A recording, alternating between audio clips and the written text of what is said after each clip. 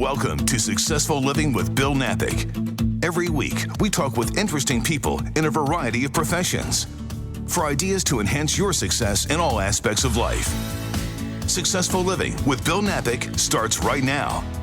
Here's Bill Knapik. Welcome to the show. It is Successful Living with Bill Knapik, and today is a special P&R Creative Edition with Jenna Jackson. She brought forth a tremendous guest. Her name is Marcia Smart.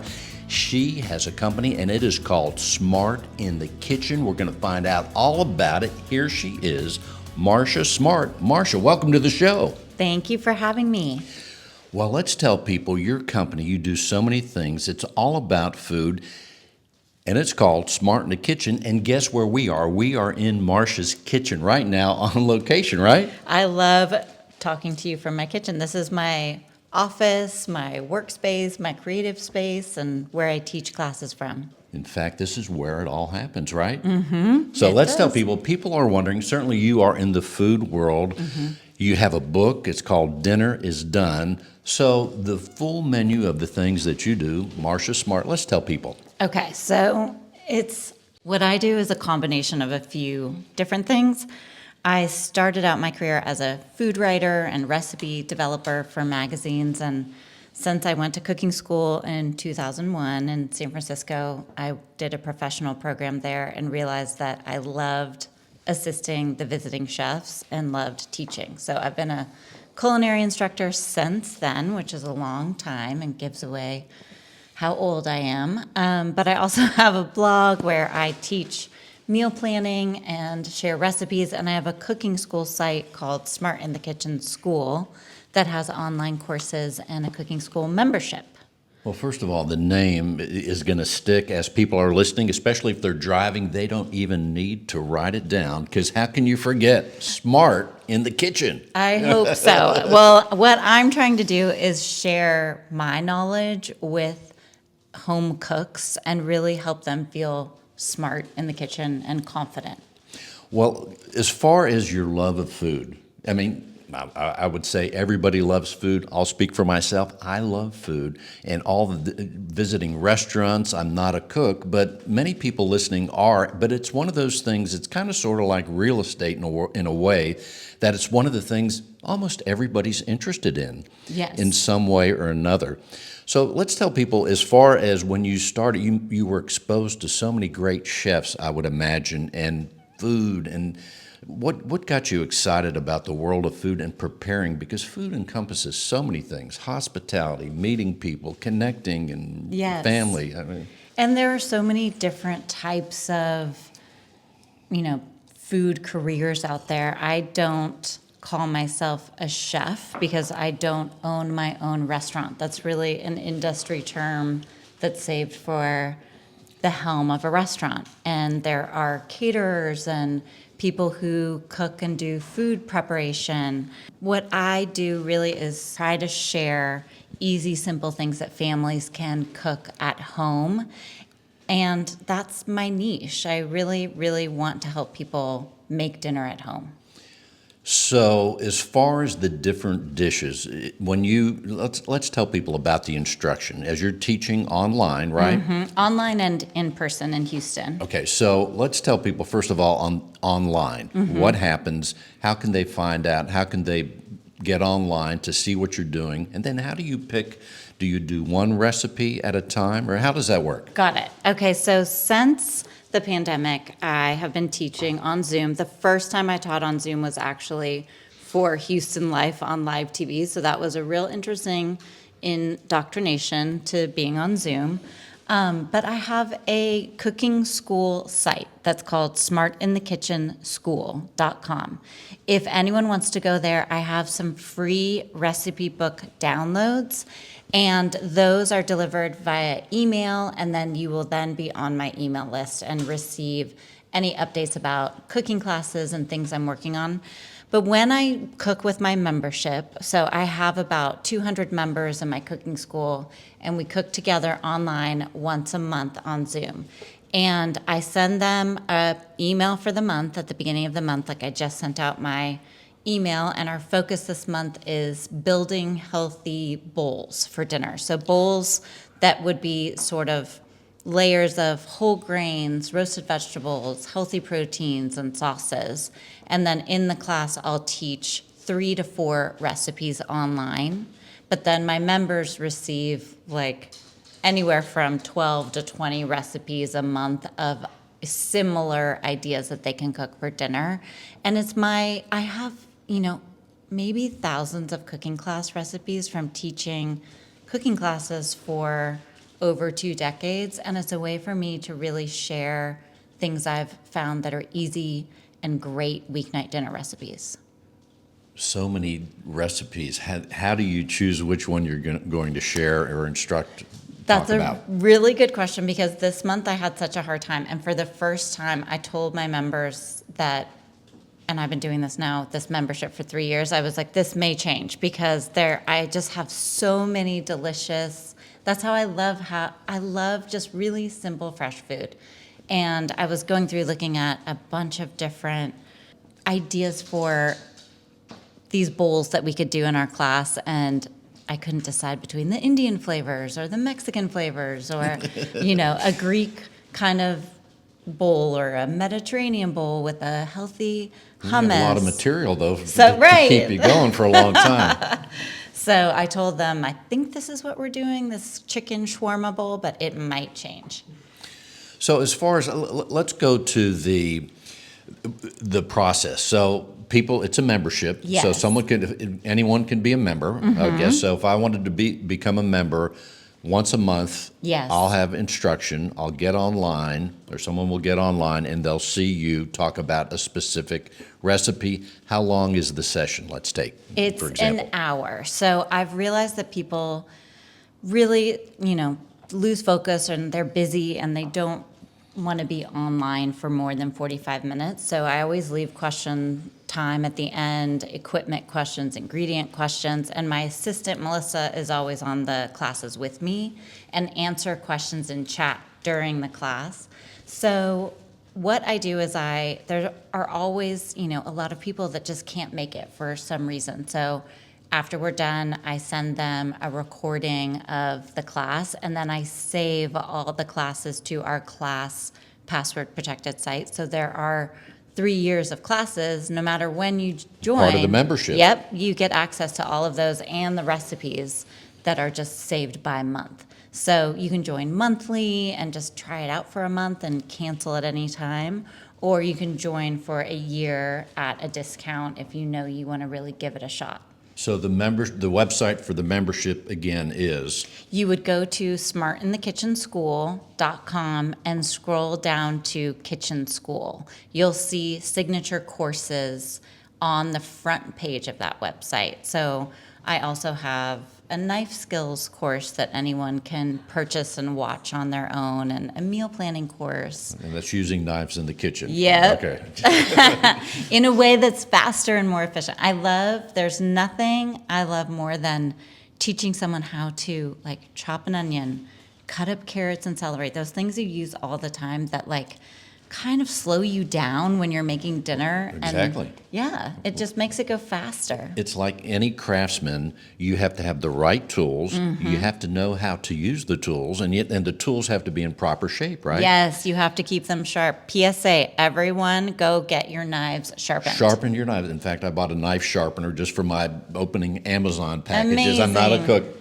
But I always love that and people and the beauty of cooking, I think, and watching someone that is a master in the kitchen, preparing entrees and dishes, I think we enjoy watching that because we like watching the craftsmen like yourself use the tools, and especially when it comes to knives. Mm-hmm. A chef is really good at the knives, and I like seeing celery being chopped. Yes, or even it's fun, isn't it? I love teaching people how to hold a knife, because that's part of it. Yes, so many people come to classes, and that's the first thing we do is talk through how to hold your knife, how to walk around a kitchen, you don't want to be walking around in a busy kitchen with your knife, and how to hone it at home, and also how to sharpen it. And there's many kinds of knives. Yes. So that's a whole nother part of the instruction. Mm-hmm. So you're covering that as well. Yes. In the course, we talk about you really only need 3 knives, but that's a whole other subject. I think it's interesting that, well, what are the 3 knives? Real quick, I mean, we can't, just in case we Okay. forget. So, theoretically, we only need 3 knives. Yes. What 3 knives do we need? A chef's knife, which should be about 8 inches long, but it can be as short or as long, I think, as you feel comfortable with. A serrated knife for cutting bread, and you can also use that to cut tomatoes, chocolate, certain things that really work well with serrated knives. And then a paring knife for like coring small things like strawberries or apples. And you can also use a paring knife to peel the skin off of certain fruits and vegetables. And as you mentioned, knife sharpeners, the one I bought, again, for the small knives, pocket knives, it had an attachment for the serrated knives, like a little rat tail looking thing that you go into each one. Yep. So, yeah. That's amazing. I tried to convince my teenage son to start a knife sharpening business because I told him we would be so well aligned, but I haven't been successful yet. Maybe that may be coming down the road. Who Yeah, knows? I let's think hope. that's a good idea. I might go in. If you need investors on that, I'm fascinated with knives here lately for some reason. So let's tell people, thousands of recipes have been like water under the bridge in your life. You've worked on each one of these recipes. Tough question, but let's take your top 2, 3 recipes. What are your top several? Okay, I have one. It changes, I guess, but what do you really go to a lot, just for your family? So one thing I love to teach, and it's the most popular recipe on my blog, is called super simple salad dressing. And it's the salad dressing I learned to make in culinary school.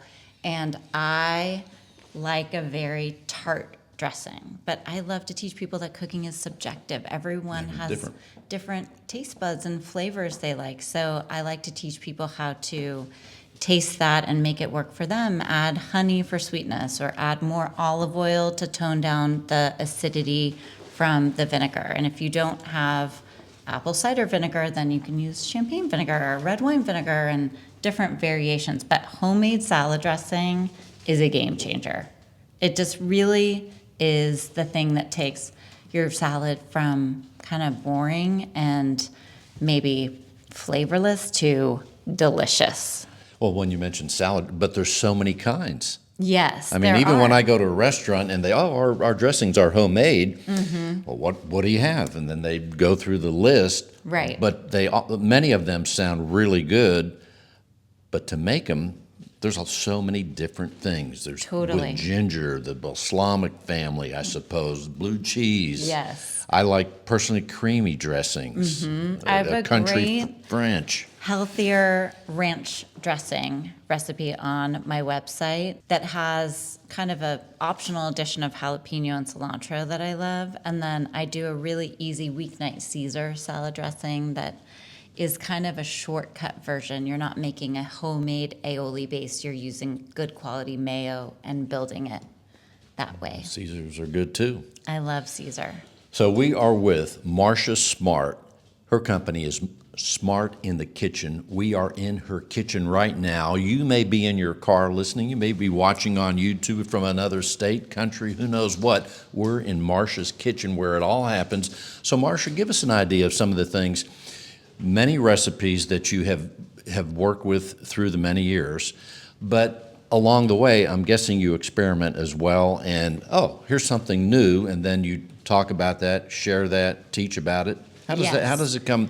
How does inspiration come in as you put recipes together and entrees and food and side dishes, salads, all that? Yes, that is a fun question because I love researching recipes. I have hundreds of cookbooks. I subscribe to so many food newsletters and go to so many different websites, read different newspapers around the country. Wednesday is what people in the industry called Sauté Wednesday, which is when all the food sections come out around the country. I love the Chronicle and everyone that works there. I love the Washington Post, the New York Times. There's some great food content that you can just see what the trends are and what's going on. What I typically do, because I want my recipes to be unique and be my own, is I'll think of something I want to develop. Like, for instance, today I'm working on an immunity smoothie. So I researched and emailed a few nutritionist friends and said, if you were making a smoothie and you wanted it to boost immunity, what would be most important to you to put in it? And then I thought about those flavors and what would taste good with some of the things I started with, which were ginger and orange. And then having those boosters and things you want in a smoothie to keep you full and give you good, healthy protein. And then later on today, I'll just kind of experiment and take notes and develop that recipe. Sometimes smoothies can be pretty easy to develop. Sometimes it's something that is more complicated, like a fish recipe, or I was just working on a corned beef and cabbage recipe because that's something that we make for every St. Patrick's Day at our house. And I really wanted to write down what I do. And that one took me 3 or 4 different times to get it right. You mentioned fish. Give us an idea. Now, one of the things I have fresh on my mind is the flank steak recipe. I saw that online. Looks delicious. But let's go to fish for a second. Okay. As far as seafood goes, what are some of the top recipes that you're making or that you're excited about in seafood? Yeah, so I teach a 3-day fish class online once or twice a year, and I love teaching people how to do quick and easy fish in the oven that will end up coming out and taste like restaurant quality. And it's all about the internal temperature of the fish and not overcooking it. And if people purchase a good instant read meat thermometer, then the guesswork goes away. It's 145 in the middle of the thickest part of that fish. And 145. 145, the internal temperature of the fish. And I love cooking fish at high heat for less time. So 400 degrees, a sheet pan of salmon fillets and veggies and lemon and capers.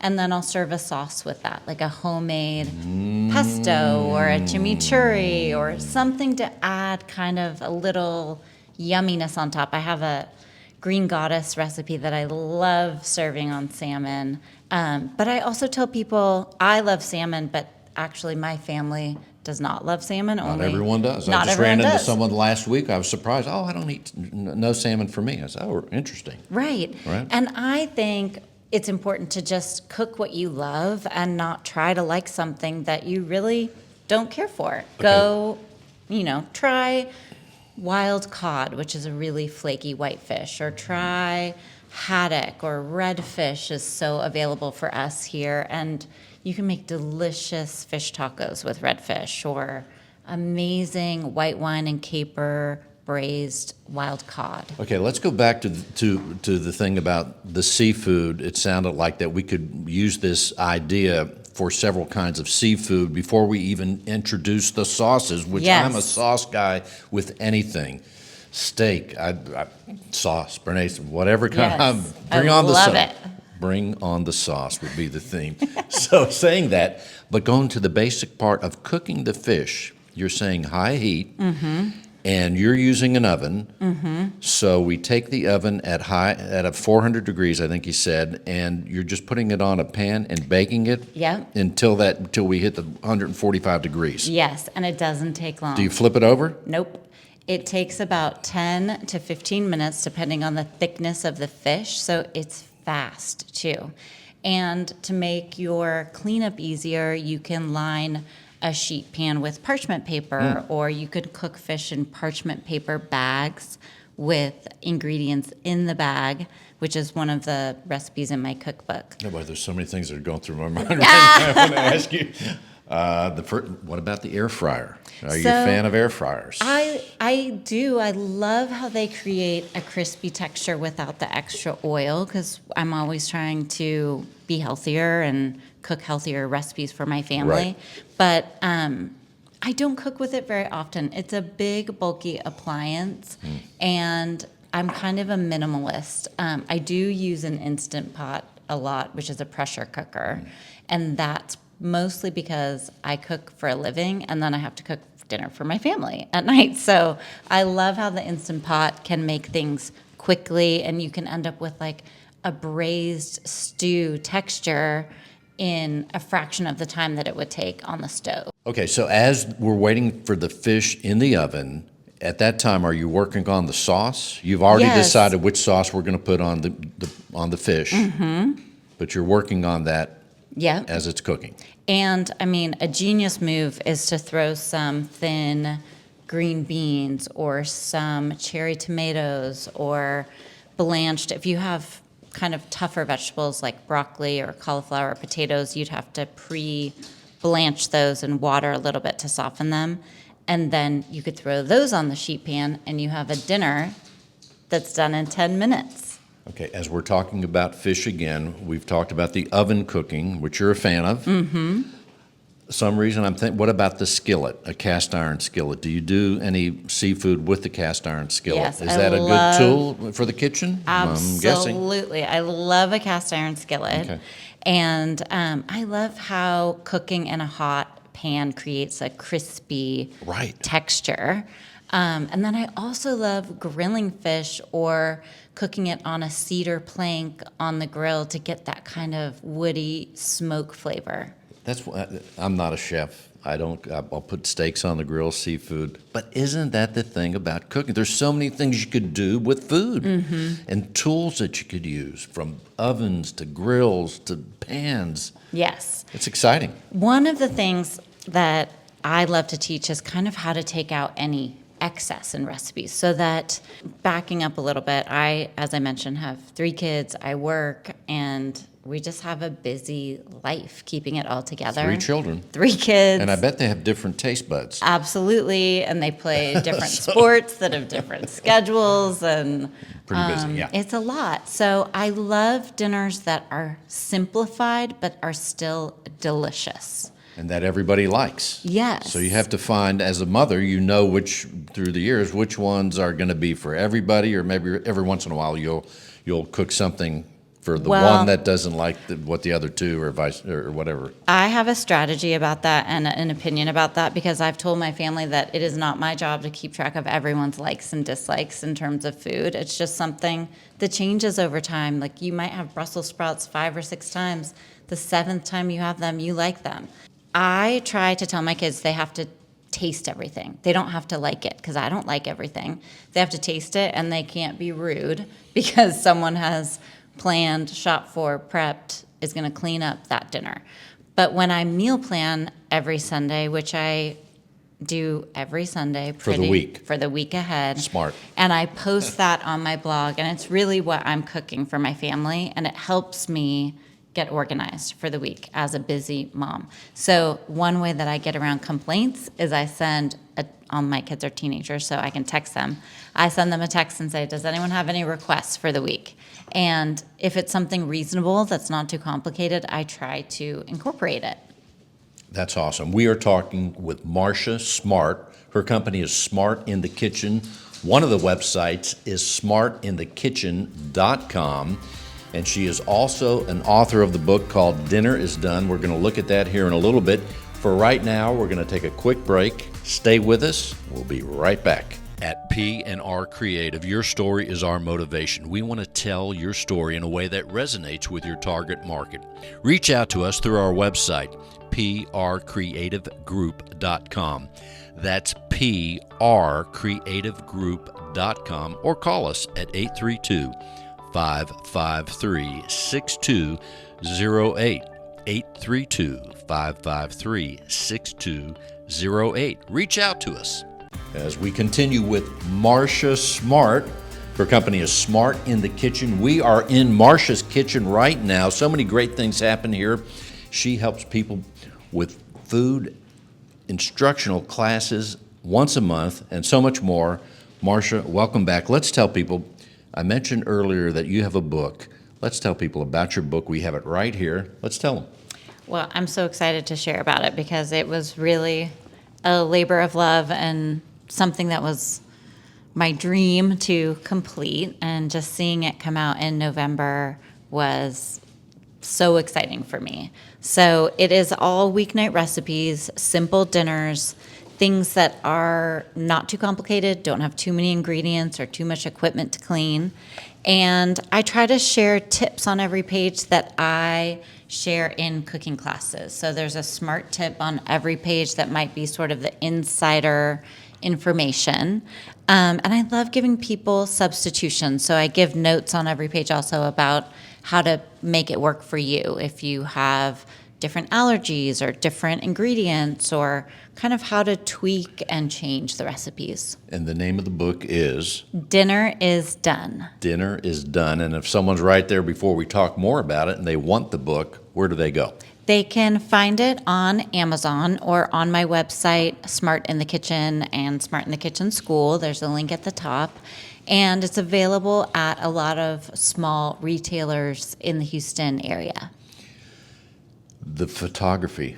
Oh my goodness. I mean, when people see this book, when you see it, you're going to, first of all, you're going to see beautiful food.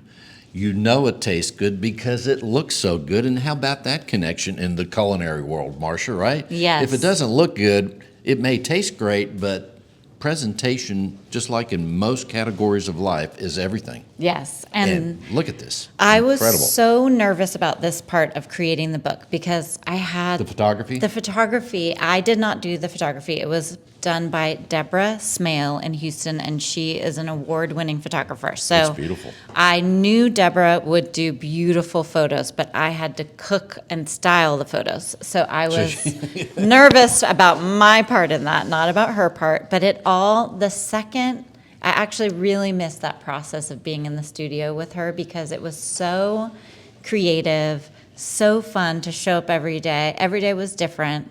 There would be music going. She was in a loft downtown, and I'd come in with all my ingredients and start cooking, and then we'd start styling and rifling through different platters and plates and napkins and forks to make everything look good. But my goal was that the photos looked like they were achievable. I didn't want anything too super styled or formal or too precious looking, and I wanted people to open the book and say, I can make that.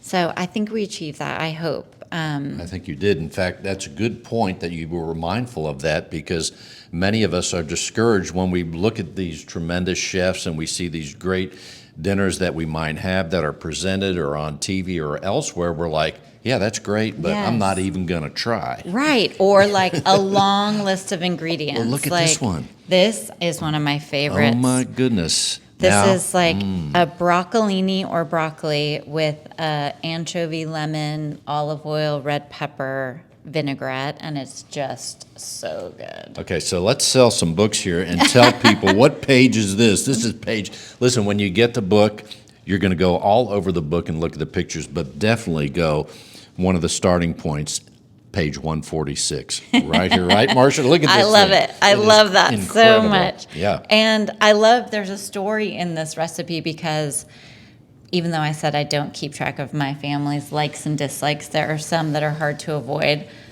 One of the vegetables we cook all the time is broccoli. Half of my family likes it boiled within an inch of its life, and half of us, me being on the other team, like it roasted with olive oil and salt. I love how it gets crispy and flavorful when it's roasted. So I have two different variations in this recipe to do it both ways because I had to be mindful of my family.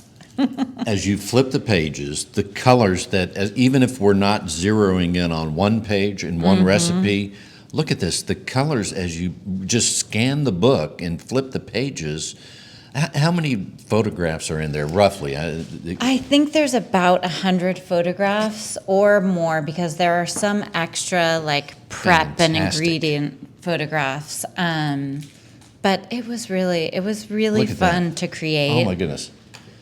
So okay. I love this. I'm such a fan of lamb. I know some people are afraid of it, but I always try to push it in cooking classes because I think that when people realize that lamb today is not super gamey, that it's so flavorful. Tremendous, yes. It's one of my favorite things to make.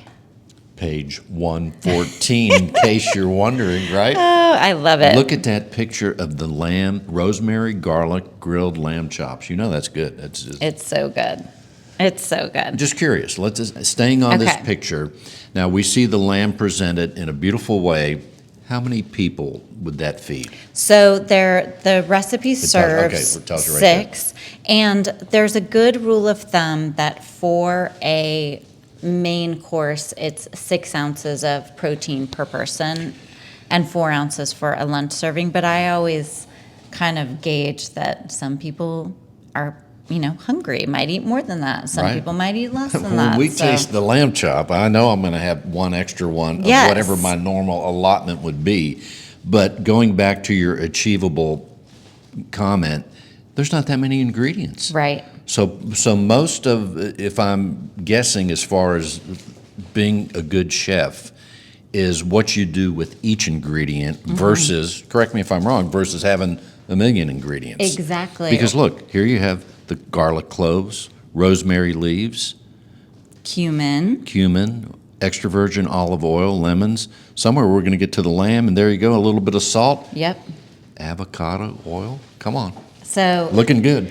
I typically use in my cooking either extra virgin olive oil or avocado oil. And avocado oil is flavorless, it's a high heat oil, and you can use it in place of vegetable oil in any recipe.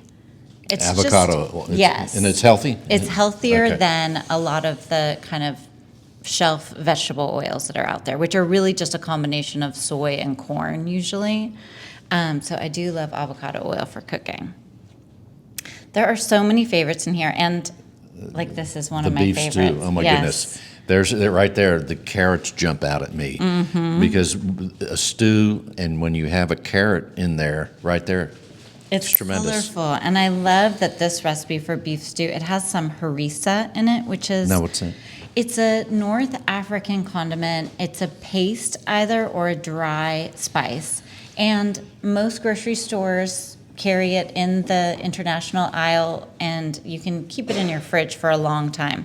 One of our rules of thumb was making sure all of our ingredients were available at Kroger, at H-E-B, at, kind of grocery stores that would be available to most people. So the harissa adds kind of a spicy red pepper element. There's not much in it because it's really spicy, and you can always add more if you love spice, but it just adds richness to that kind of tomato broth in the background of the beef stew.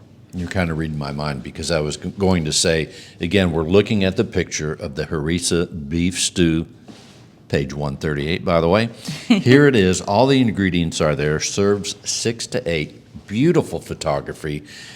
And as you look at it, you could kind of imagine, because my question was going to be, you mentioned the tomato flavor, what does the sauce taste like? It's so good. But sometimes we can look at the sauce and we almost see what the flavors are going to be like. Do you know what I'm saying? Yes, you And can- I'm guessing, but you identified it right there. Yep, and it's just that combination of stock, so beef stock or chicken stock.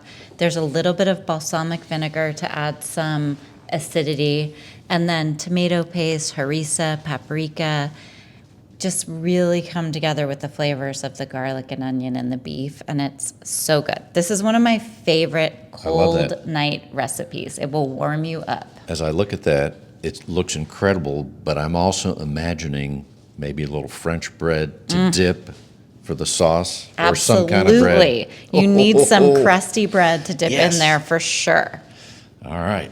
Okay. So again, people, you want to get the book. It's called Dinner is Done. Dinner is and Done. I just found out yesterday, which is exciting news, that the book won Best Cookbook of 2023 from the Independent Press Awards. So it's a team of editors, producers, cookbook designers that vote on cookbook awards, and we won for the general category. So I was so excited to find out that news. Congratulations. Yesterday. And Thank I will you. tell you right now, I'm not a bit surprised. I can't imagine anyone Thank you. at least looking this good. But then again, we take the book, it's simple, the ingredients are there, and you tell people as far as the paragraphs, the ingredients, and then the picture. Yes. I think that would be exciting to take any of these recipes with the photograph of what we're trying to achieve, the ingredients, and then saying, okay, I'm going to make one just like that. Yes. And then when you achieve it, that has to be right there Yep. for somebody and the fact that you've shared that with people, I love that. you're making a difference. I get people on Instagram who send me direct messages of what they've made from the book, and I get so excited to see those pictures because people get so proud of themselves that it turned out.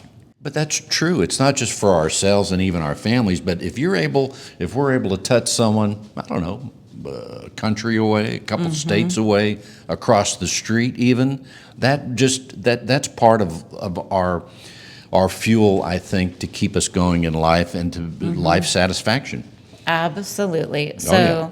the whole mission of my business is to help busy home cooks get dinner on the table. And when I hear from people that I have helped them in some way, that's the fuel that keeps me going. When I get burned out or tired or I'm on my feet a lot and just kind of want a day where I have nothing on the calendar sometimes. And then I think, no, I've got to get this recipe out. Someone asked me for this, and I bet if one person's asking, a bunch of people need it, and if it helps one person, it makes me feel good. It's incredible.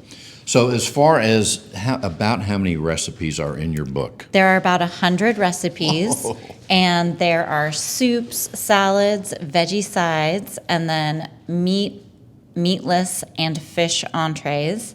And then there are some fun dessert items that we called dessert-ish, because some of them, like you'll see right here, are granola or a coffee cake that could end up being, good enough for a dessert on a weeknight and great to have left over for breakfast the next day. So this is the Greek yogurt coffee cake I was talking about that is so yummy.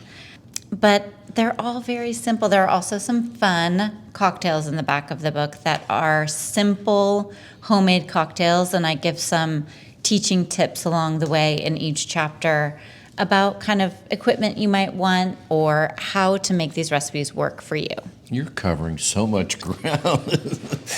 I love it. I love a fun homemade cocktail.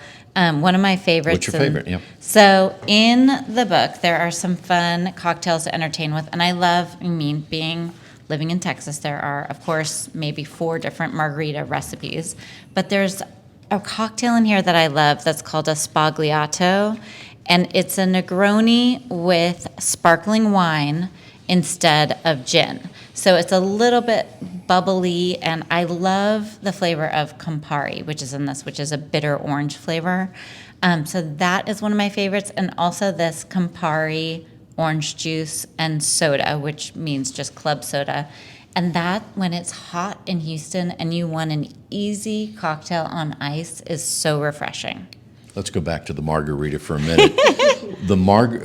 Which margarita recipe is the simplest?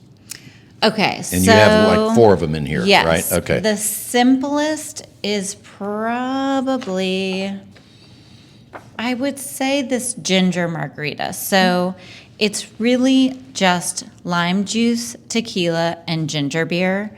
There's a small amount of agave nectar in the recipe, which is to sweeten it. But I tell people in the intro of the cocktail chapter that I usually don't add agave myself because Ginger beer. Like This is beer, regular beer. No, or it's almost like ginger ale, but stronger. Okay. It's non-alcoholic, and it's super bubbly and kind of spicy from, if you like that ginger flavor Sure. of ginger ale. It's Yes. really delicious and refreshing. Ginger ale, the forgotten soft drink. Exactly. I don't see much ginger ale, but it is Right. fantastic because it has the taste of, yes, ginger. You can find ginger beer at almost any liquor store, and there are a bunch of different varieties. It's pretty readily available, and it's used in more cocktails than you would realize. Like a Pim's Cup isn't in the book, but it's a cocktail I love, and it has ginger beer. Or there's a cocktail in the book called a strawberry smash. It's a strawberry bourbon smash, and it has ginger beer, and it's just fresh strawberry that's muddled with basil, and then you add fresh lemon and whiskey or bourbon and ginger beer. So Sounds good to me. it's a good mixer. Do you have a favorite tequila or one that you recommend? Yes, and I love Espolon tequila. It's a great price point. I like it better than some of the more expensive brand name tequilas out there. It just has a really smooth flavor. Espolon. Espolon, it has a one. crazy label with roosters and like skeletons, and you can't miss it. It's a black and white label.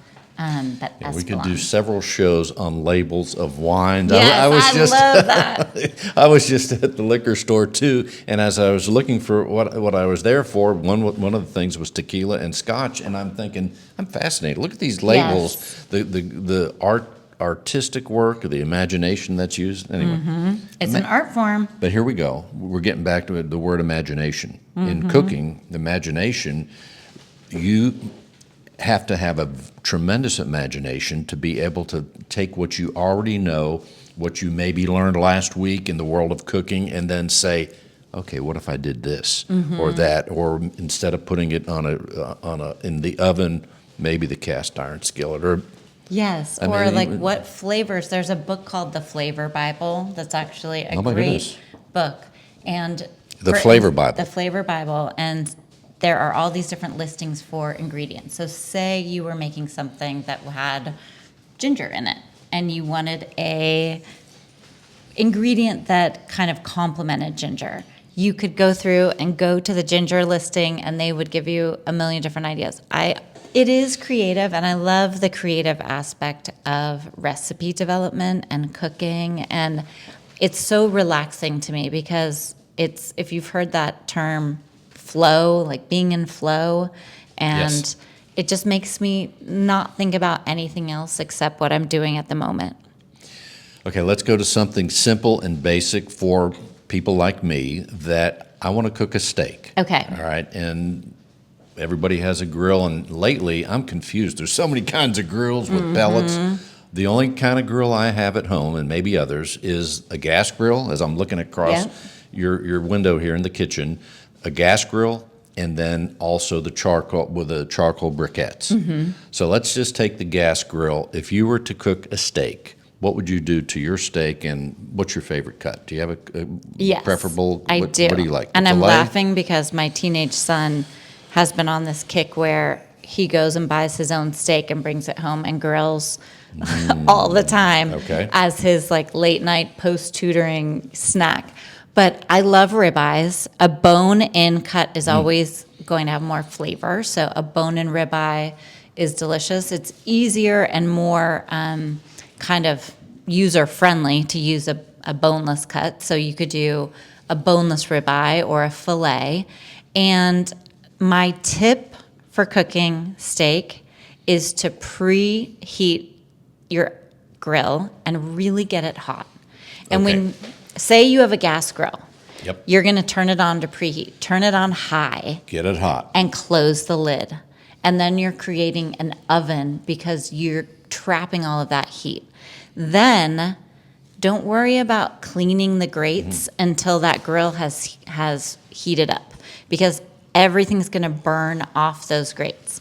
Then after, 10, 15 minutes of your grill preheating, you can brush off the grates, get a nice clean grill surface. And then if I'm cooking something like steaks or chicken, I'll take some avocado oil or another high heat oil and put it on an old kitchen towel, and I'll oil down the grates. Then I open up the grill, keep it on high, and put your steak on. So you may want to add a spice mix or some type of rub. Like I have a flank steak recipe that has a delicious chili and coffee dry spice rub on it. And it's like instant espresso is the coffee, and it just kind of kicks up the flavor of the chili. You might have a marinade or whatever, but you have your steak ready to go. You put it on the grill and you don't mess with it.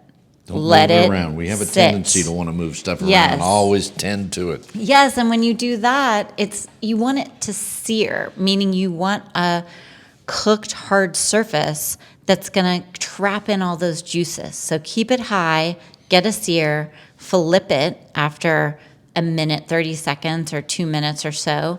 And then when you flip it, keep the lid open And you can turn the heat down a little bit at that point, and then depending how you like your steak, you just cook it to an internal temperature that works for you. And there are a million variations for steak cooking temperatures because everyone kind of fights over this, whether it's, rare is 130, is medium 140 or 145. But you'll figure out how, you like your steak, take it off, let it rest before you cut into it. 5 minutes at least, you can cover it with foil, and then enjoy your steak. So I do love finishing steak with some crunchy sea salt, like a Meldon sea salt or a Brittany sea salt, and that just adds a final kind of... After it's cooked. After it's cooked. You just crunch the salt, grind it on there. Does it come out of a little grinder, I'm guessing, or no? My Meldon, and I have some over there I can grab, is already flakes of salt, and it's almost like a pyramid shape, and it just melts into that hot steak when it comes off the stove. I also love, since we were talking about cast iron pans, I love cooking a steak in a hot cast iron pan, especially if you're just cooking for 1 or 2, because you can get like a really beautiful sear in a hot cast iron pan and get that crunchy texture. Walk us through that. Okay. I'm going to guess we get the pan real hot. Yes, preheat the pan. Got it. Then what I would do is use some avocado oil or olive oil, put your steak in the pan, and let it get a nice crispy sear. And you can baste it with some of that oil or any spices that come off the steak. You could put some whole rosemary leaves or thyme leaves or some smashed garlic cloves in the pan and just kind of throw those juices on top of the steak as it cooks. Then flip it, sear the other side, and then let it rest before you have it. But that surface area of a hot cast iron pan is like nothing else for cooking steak. That's how my great-grandmother used to cook when she babysat me after school every day because my parents worked together. And I have this vivid memory of her pounding steaks or making burgers in a cast iron pan, and it would be like, I wasn't allowed in the cooking vicinity of the kitchen stove at that point because things were so hot. But I love that flavor. Isn't it amazing how the cast iron skillet can hold heat? Fascinating. We're talking with Marcia Smart. The company is Smart in the Kitchen. We're going to take a quick break and then wrap up the show. Stay with us, please. At P&R Creative, your story is our motivation. We want to tell your story in a way that resonates with your target market. Reach out to us through our website, prcreativegroup.com. That's prcreativegroup.com, or call us at 832-553-6208. 832-553-6208. Reach out to us. We are continuing with Marcia Smart in the Kitchen. We are in Marcia's kitchen. I don't want to leave. And we're going to wrap up the show. So many things to talk about. But first of all, Marcia, let's remind people of the website because they can access all the things we didn't get to talk about today, the things you're doing, the things you will be doing. So let's tell them again the websites. So I have 2 websites, smartinthekitchenschool.com, and that has all of my online courses and membership and some free recipe downloads on the front page. And then I also have a blog, which is smartinthekitchen.com, and I post meal plans and easy recipes on that website. And I'm holding up the book right now for those of you that may tune in on YouTube. Here it is. Thank you. And the book people can get, Dinner is Done. They can get that on Amazon. Yes, or either of my websites. On the website, it's right there. Or Smart in the Kitchen. And once again, it's a tremendous book. Before we close the show, Marcia, what else do we want people to know? One thing I want to ask you, though, let's get off the food for a minute. You're a busy person, children. So when you're not cooking, what do you have time? Do you have hobbies? Yes. What do you like to do when you're not cooking? I love Because we have to have balance, right? Yes, we do. And that's actually one of my Theoretically. big goals for the year is to have time to, I love listening to podcasts, I love walking, I love reading. And I think probably travel is my biggest passion. I used to do some travel writing before I did food writing, and I love travel almost as much as I love cooking. Well, so, and also with food, those of us that are enthusiastic about food, which covers almost everybody, we want to stay in shape too, so we can enjoy the good food. And for me, as you mentioned, walking, that's one of the things I like. Creatively, I get ideas, Yep. but also it's just good for the mind. It is, and it's good for your mental health to get outside and be in the outdoors and walk. And I do think that everything's a balance. I love cooking, but I try to follow sort of a 80-20 rule of predominantly eating whole foods and healthy ingredients and lean protein. We want to tell people also the website again is Smart in the Kitchen. If you want to be a member, we talked at the beginning of the show, if you want to be a member and tune in to Marcia once a month, right? Yep, they my can do membership. that. They can find that on the website, and I think that's a great thing. You're right here, Houstonian. Yes. People that are listening outside of Houston, they could join along once a month, and I mean, the pictures that I'm looking at in the book, and you're teaching people how to do that. So, right and my there. cooking school members, so my school is full of people that cook with me on Zoom once a month, and I send them a monthly email with dozens of recipes. A lot of my members were recipe testers for my book. So when it got down to the final recipes that were going to be printed, I had different members who had been cooking with me for a couple years test them out, and it was really invaluable to me. Recipe testers. Yes. That So sounds pretty good. that's That's a whole like other kind of ball of wax that you have to cook a recipe exactly as it's written and give feedback about anything that doesn't work or is confusing. Okay, you're creative, you're a master in the kitchen. As you think about your business, and here we are, I can't believe the year is speeding by. But anyway, you're looking ahead in your business, as many people are. What's next? Do you know what's next? Is that a surprise, or how do you gauge what's going to happen down the road or even next year for your company? In the near future, I have some fun online classes coming up. In April, I have my Fearless Fish class, which is a 3-day online Fearless class. Fish. Yes. And it's full of healthy and simple fish recipes. We cook together online 3 days in a row for 1 hour each, and everyone gets the recordings and the recipes. And then at the end of May, I always do a summer kickoff cocktail class. So we'll do 3 different cocktail recipes and an appetizer online. And both of those classes can be signed up for on smartinthekitchenschool.com. But my biggest goal for the next year is just media outreach on a national level. So I love to do local cooking demos on Houston Life and on local, TV shows here. But I really am trying to broaden my reach outside of Houston. How long did it take to do the book?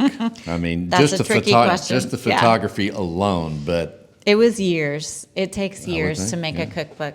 And we were getting ready to shoot the photography right as COVID broke. So we had, a couple years under our belt, took a break, and then a lot of the recipes changed because we wanted them to be even more simple.